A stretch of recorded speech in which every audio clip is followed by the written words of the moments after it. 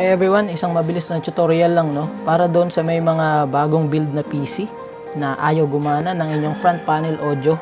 So meron ako natutunan na isang trick para mapagana yon. So kahit na anong saksak ko na kasi ang nangyari sa akin, kahit na anong saksak ko ng earphone, ng headphone, ng microphone, ayaw gumana ng aking front audio panel.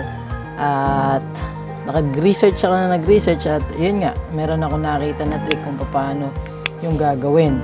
So kung kapareho ko kayo ng board na ang gamit ko ay MSI Mortar Max, so punta kayo sa Realtek Audio Console. Ayan. Tapos merong analog. Dito sa setting ng analog, i-disable nyo lang si disable front panel pop-up dialog. Yan, click nyo lang yan, then lalabas na tong speakers and microphones. Gagana na siya.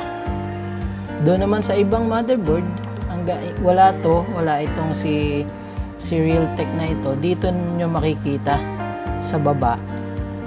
Iyan, dito sa mga icons dito, meron ditong parang speaker na icon. Then double click nyo lang yun, lalabas si Realme HD Audio Console. At parang ganito rin yun. Hanapin nyo lang yung setting na sinasabi niya i-disable si front panel pop-up dialog. Ganun lang din. I-disable nyo lang yun at makikita nyo na pwede nang gumana. Testingin nyo na, pwede na siyang gumana. Ganun lang kadali. Okay? Yun lang.